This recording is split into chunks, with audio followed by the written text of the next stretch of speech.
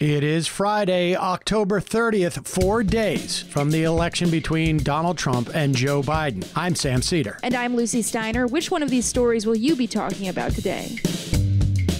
Joe Biden promises to use the powers of the presidency to reunite families separated by Donald Trump's border policies. Meanwhile, an incident database reveals that not 1 week has gone by through much of this year without a case of police brutality against protesters and journalists in the United States. And that way, the new civil rights movement has a lot in common with the old one. Lastly, many first-time voters will arrive at the polls next week as veterans of political protest. So it shouldn't surprise anyone that this year's youth vote is projected to break all records and is overwhelmingly anti-Trump. You're listening to Majority.fm's AM Quickie, and these are the stories you need to know.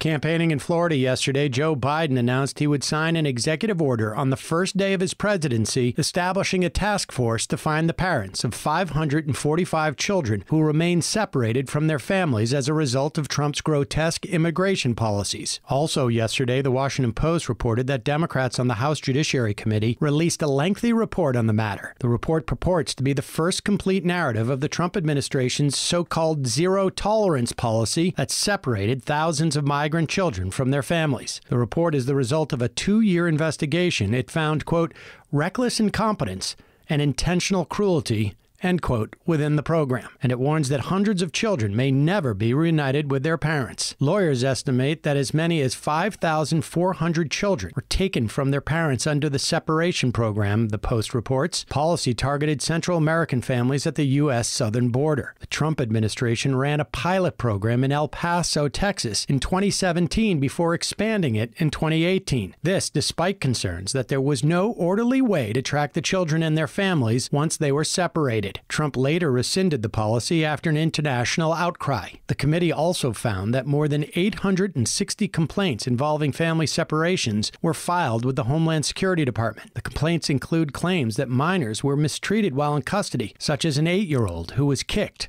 or hit with a shoe by Customs and Border Patrol officers to wake him up. Who will pay for this terrible crime? First off, the families must be reunited and justice done. Since the end of May, there has not been a single week without an incident of police brutality against a civilian or a journalist at a protest in the U.S. This, according to The Guardian. According to data collected by Bellingcat and Forensic Architecture and analyzed by The Guardian, at least 950 instances of police brutality against civilians and journalists during anti-racism protests have occurred in the past 5 months. The database shows more than 1,000 violations, including more than 500 instances of police using less lethal rounds, pepper spray, and tear gas, 60 instances of officers using unlawful assembly to arrest protesters, 5 attacks on medics, and 11 instances of kettling. The data is probably an undercount, as it only contains documented and verified incidents per The Guardian. Portland had the highest number of recorded instances at 219. 76 incidences took place in New York City, 60 in Seattle, 54 in Minneapolis, and 49 in Los Angeles. And no doubt, a few in your hometown too. Another troubling detail from the data is how police have handled right-wing extremists who have frequently come out to counter-protest anti-racism demonstrations. 19 incidents show police being permissive to far-right members and treating white supremacists favorably at protests. One notable instance took place in Washington, D.C., where the Ohio National Guard deployed a known neo-Nazi to the anti-racism protests taking place in the city. That's certainly an interesting way to serve and protect. The Washington Post reports that youth voter turnout is set to reach historic levels this year. Data on early voters in recent polling suggest eligible voters under 30 could break their historic 2008 turnout when it peaked at 48% when Barack Obama was elected. A new national poll released this week by the Institute of Politics at Harvard's Kennedy School showed Joe Biden's lead among young voters has increased in recent months. About 63% of likely voters ages 18 to 29 say they support Biden, compared to the 25% supporting Donald Trump. Voters under 30 increasingly view voting as a major part of their civic engagement, along with protesting and posting about politics on social media, this according to the Post. Many students voting for the first time this year have been politically active since middle and high school. The Harvard poll found that 82% of respondents cited voting as one of the most effective ways to create societal change, up from 74% in 2017. Biden is seeking to juice youth turnout this week with a new ad airing on Cartoon Network's Adult Swim. That ought to do it. Both Biden and Trump were campaigning in Florida yesterday. Biden told supporters there that, quote, "You hold the power. If Florida goes blue, it's over," end quote. NBC News reported that medics were being called every few minutes at the Trump rally in Tampa on account of the high heat, and a dozen people were hospitalized. Trump also canceled an event last night in Fayetteville, North Carolina, as Tropical Storm Zeta brought strong winds and gusts to the area. The weather gods are not on his side lately. Both campaigns have events scheduled today in Minnesota, and on Saturday, Biden will hold a joint rally in Michigan with his old boss, Barack Obama. Meanwhile, the boss, Bruce Springsteen, released a sentimental appeal for his fans to vote out the Republicans on November 3rd, which of course is just on the other side of this weekend. Are you nervous? Well, we feel you.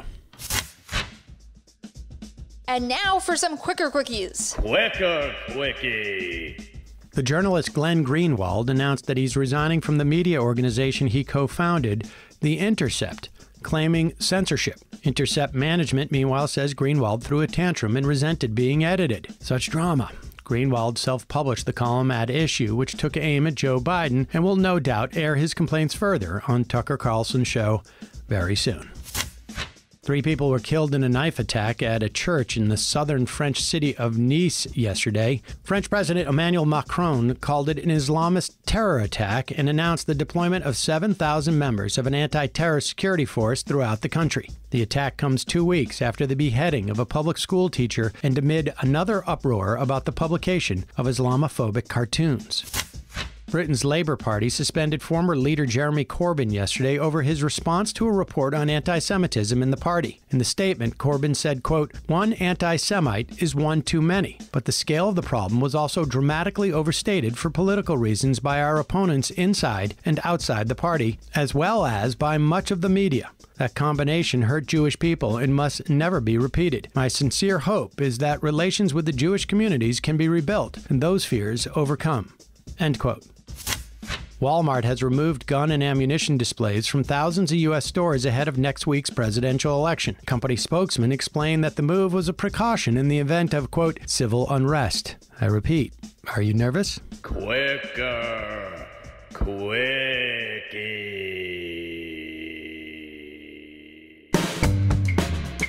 That's all for the AM Quickie today. Join us live this afternoon at noon for the Majority Report or later as a podcast. Hang in there. Make sure you've gone out and voted.